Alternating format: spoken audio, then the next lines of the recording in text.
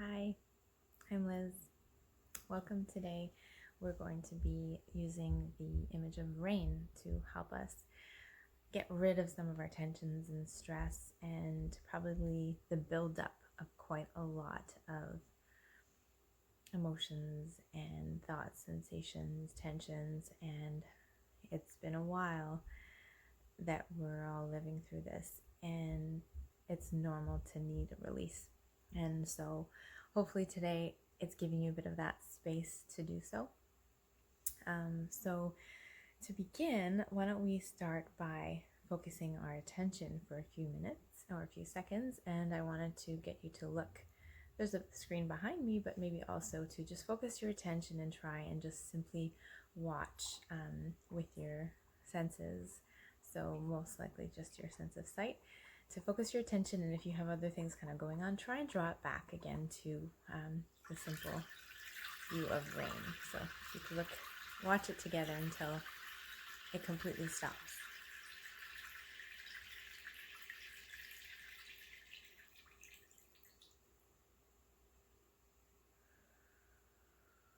And let's take a couple of breaths together. And out.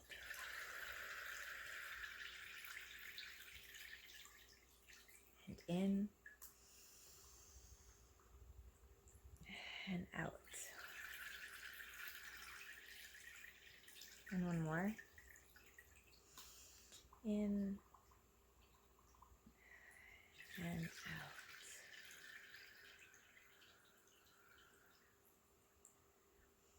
I especially like things that are very visual, that can capture my attention. And I think in mindfulness it is very helpful to use senses and imagery to sort of in a way distract us from other thoughts and emotions that are going on inside of us, to make it, honestly, to make it more livable. But it is also sometimes a risk to not allow and not pay attention to some very difficult thoughts, sensations, emotions, and to kind of tendency to push them away. So that isn't the purpose of mindfulness practice, and to allow our senses to take us away or to reduce the uncomfortable things we're going through. It helps to help us focus in the present moment and guide us and keep us moving forward without always looking back, without projecting too much into the future. But it is also important to use the other mindfulness practices, recognizing, allowing, investigating, and non-identifying. So RAIN, R-A-I-N, to help us work through also what's difficult, not just push it and just kind of discard it away as things we shouldn't be feeling. It's really quite the opposite. It's sitting sometimes with what's really uncomfortable. And what I'd actually like or invite us to do is to spend some time, either if it's raining outside, jumping on that occasion and actually going for a walk. It's a perfect time to feel more on your own and have that space, especially if you live in a shared space, to let things out and to cry. And in rain, it's masked, no one else really knows, and not really many people are around. Another location would be in the shower, and to maybe blast music while you're showering, to really give yourself that space. If you kind of have been holding things in because you live around other people and don't want them to be concerned or whatever it might be, allow yourself that space. The imagery of rain itself is a really helpful imagery to help us understand a little bit more why we need this release. So heat from the sun it turns moisture, turns water from plants and leaves, oceans, rivers, into vapor, into gas, which rises and then disappears, seemingly for us, into the air. But as things cool, it changes into tiny water droplets that are released from clouds. And there's a buildup that happens. So similarly, as we collect water by dumping it, so us being kind of submerged in everything that has been and continues to go on, and the stress that we cannot just continue to hold in, it needs its release. And Similarly, because we need to have space again. So there's only so much space that can accumulate. There's only so many things that can be held within us. Even if seemingly things have just disappeared or rolled off our shoulders, you'd be surprised if you give it the space to know how much you've maybe been building up inside. So encouraging you that when that space that you create for yourself on that walk in the rain or in the shower is to go through the steps of rain, which I'll go through in a second, but also to just think and allow yourself to let it go, let it rain and be released, because we need space for all these other things, the joys, the things that capture our attention, so that, you know, the stress doesn't take over all the space inside of us and kind of turn us in a way into people that react very quickly at every little thing, which I've noticed in myself for sure, to be more snappy with people, to have less patience for my little guy. So it's really, I'm noticing it's very important that I still allow some release. So those steps are AIN. The first one is R, it's to recognize. So recognize and see what are some thoughts and emotions, sensations that are going on inside of me right now. So the thoughts, clearly probably a lot of worry, but there's compounding things that go on with that. There's little subtext as well, other than just worry. There could be feelings of guilt, feelings of not feeling adequate, wondering about other people, envy. There's all kinds of things, and I think investigating is the next step. So I is the next step for rain. Investigating is looking a little bit further about what may be going on there. There's quite a lot of emotions. Anger is in there probably too. And what are things that are going on that are kind of tying these together, and things that I've maybe not left myself explore.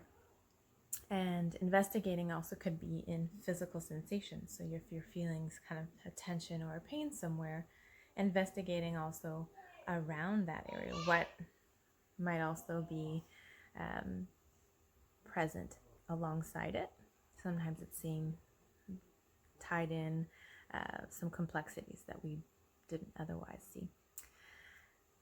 N, R-A-I-N, so N for non-identifying, which we talked about before, but it's a really important piece, which is non-identifying is the piece of being having self-compassion. So it's saying that despite me feeling angry, I'm not an angry person. Despite being impatient, it doesn't mean I'm an impatient person, but I can feel those things, and I'm leaving room for those things.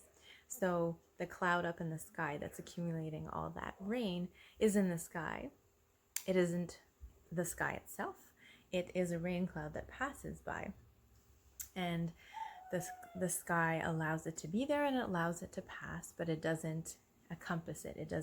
A sky is not just made up of clouds.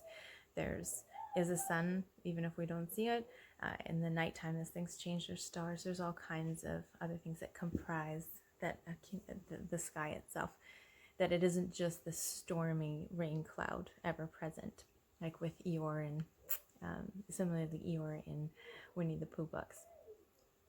This non-identifying step again is a hard element, but it's an important element, so that as we explore these things, we have compassion with ourselves and allow them to be there, as mentioned. But also, we might need assistance with this. So this isn't necessarily a practice to be done on your own. If it feels like it's too much, it is important to seek counsel, to seek professional counseling services, and sometimes just a conversation with someone completely outside of your circle of family or friends or work colleagues, whoever, who will be completely non-judgmental and removed from all your circumstances, so that person who doesn't identify with you as the parent, or you as the student, or you as the colleague, or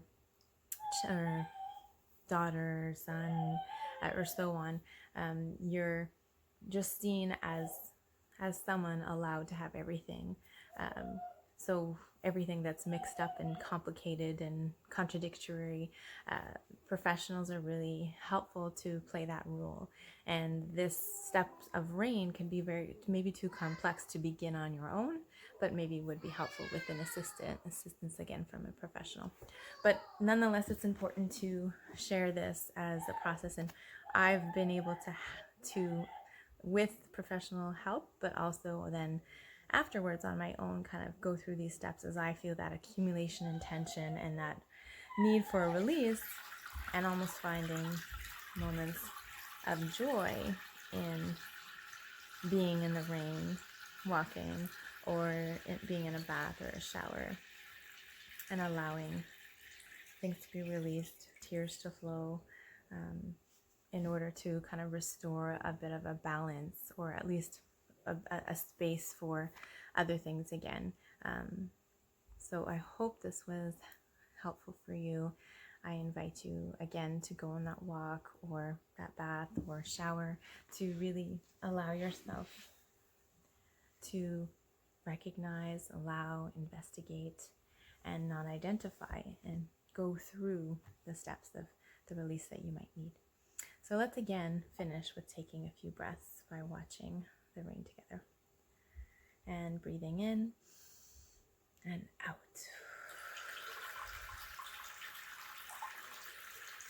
And it really go out as far as you can let it out, and back in and out, and in and out. Recognizing too that as rain falls, it does nourish the soil and the plants and restores in them to an ability to continue to grow. So again, breathing in and out as we grow and learn in these difficult experiences together. Thank you, and hope to see you again.